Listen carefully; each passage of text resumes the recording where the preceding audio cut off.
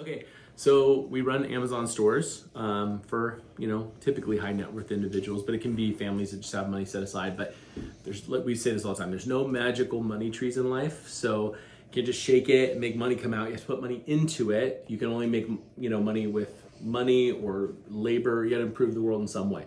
So for this opportunity, people take either lines of credit or money they have in the bank and they put it into inventory. In Amazon, it sells through and makes a profit. The two very common questions we get, not the most common, but two really common ones are, how long does it take?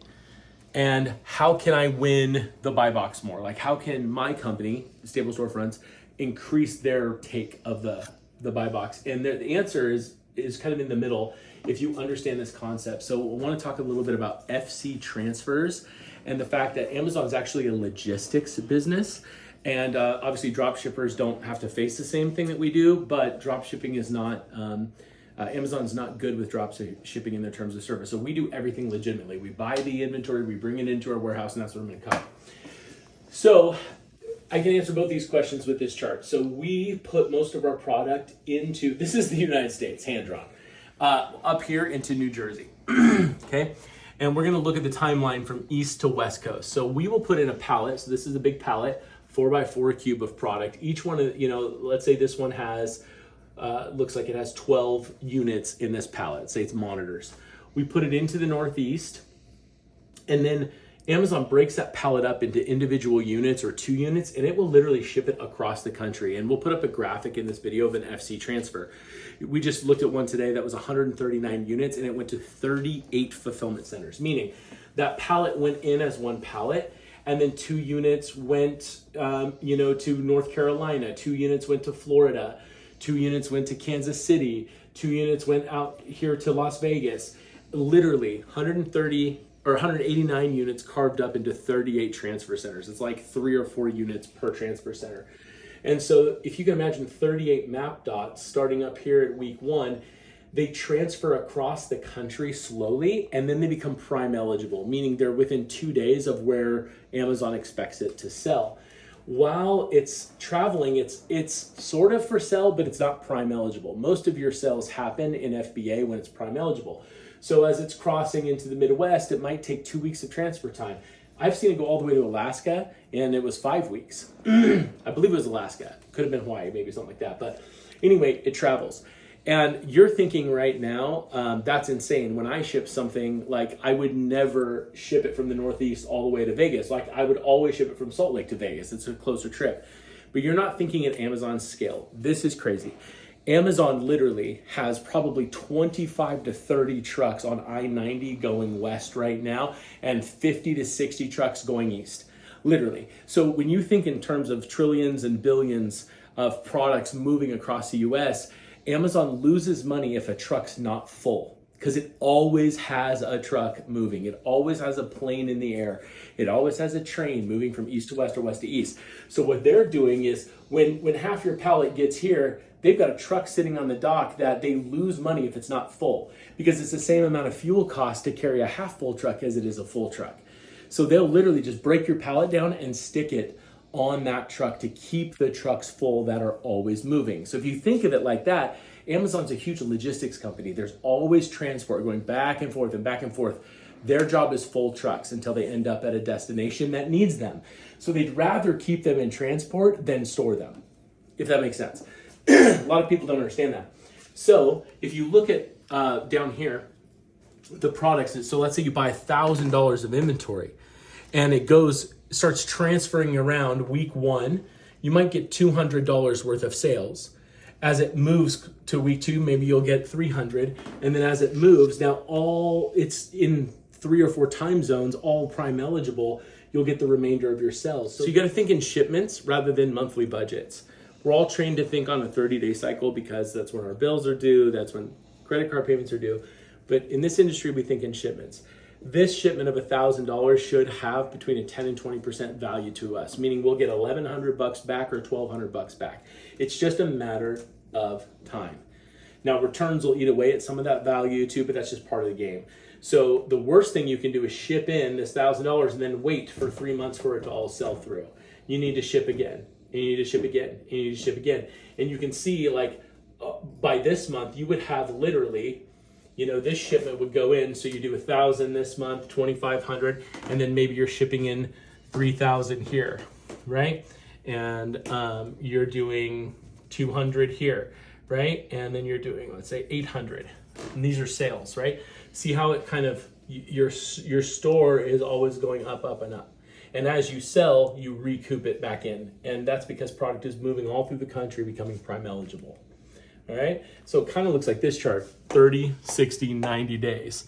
So you'll see your inventory will bump way up here, this green line, and then it will slowly sell through over 90 days. But you don't want to wait until that's done. You want to get more products in to keep it full. See, this blue line, it's draining out. So you want to put another shipment in, another shipment in to keep it full. And this is how you win the buy box. It's when your stock's full and your store has good reviews and your price is competitive and it's at a fulfillment center within 2 days of the person buying it. So people ask how you help us win. The only lever we have to pull is how much inventory is in your store. And the other one is you can drive ads. But a lot of our stuff is low margin. It's shocking. People don't realize this. Walmart, huge Walmart, $56.4 billion in inventory in their, on trucks, docks, and warehouses and store floors. Right now, you can check this out. There's a lot of big inventory tracking softwares because Walmart makes such a big impact in our economy, and it's a sign, just like the McDonald's index, it's like a sign of consumer strength. So people track Walmart's inventory. Right now they have $56.4 billion at the filming of this video. We checked it like 3 or 4 days ago in inventory. Their net operating margin is 4.65%. But if you're making 4% on 56 billion every 1.3 months, you make a lot of money. So they tie up a lot of their cash, credit, whatever it is they're using to pay for inventory. They tie it up in inventory and it slowly drains out as cash flow, and then they top it back up. We like to say this is the oldest economic model in the world. Outside of selling your time for money, it's buy low, sell high, have something of value to resell. That is all we do. Walmart does it, Amazon does it, it's mega huge companies in the top 10, and we just build a small version of that for you. So that's what people ask us all the time. How does it work? I want to show you this too, this last thing. If we have, let's say 1, 2, 3, 4, 5, 6, 7, 8 products in your store at any given one time. Like I just saw a product yesterday that's doing a 70% ROI. That's really, really good. And that's after Amazon's fees. You might have a product doing 70%. You might have a product doing 10%, 15%. Oh, this one lost. This one did minus 20%. So you did have a loser, meaning we had to sell this one at a loss because a different store was undercutting us, or the market tipped. Maybe a news article came out that saying this gives you cancer or something, that happens. And this one's doing 5%, break even, -2.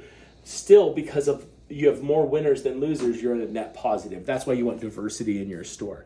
The other cool thing about inventory like this is I like to describe the whole ride's like a roller coaster, but investing in general is like a roller coaster. In the stock market, people tie up their cash, they buy stocks, and they're betting on the future performance of a company. But there's no backstop. I mean, it can go to the moon, and a lot of people have been experiencing great stock performance right now, and portfolios are looking good. But it can also go to zero, no backstop, like just plummet, and you lose everything. In the inventory business, it's a little bit different. The gains are more stable and slower, 4, 10, 15%, up to, we've seen as much as 26% for a month of, or a year of one of our stores. But the inventory is like a roller coaster. If you think it's like click, click, click, click, click going up, that click is a catch mechanism. So that way, if the roller coaster crank fails, it doesn't slide all the way back to the bottom. That's how inventory businesses compare to stock businesses. Stocks could be great gains, but could be massive losses. In this inventory business, it's like click, click, click. If you take a loser, you only lost like $300, $400. And that was in 1 out of 10 products, right? And the other one made you $600. So that's how we're kind of seeing these net gains. And the inventory always has value. Even if it's not selling well on Amazon, you can liquidate it in other places, get out of that position, recoup that capital, deploy it into a different product. So that's why I like it. I think you should have I think you should have real estate. I think you should have stocks. And I think you should have one of these. That's what I'm doing. That's what a lot of people I know are doing. Diversity seems to be key when there's a lot of,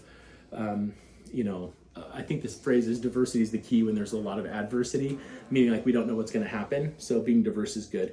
Anyway, there you go. That's the explanation of FC transfers, how long does it take? It's not a 30-day cycle. Each shipment takes 30, 60, 90 days. And that's how you grow an Amazon store.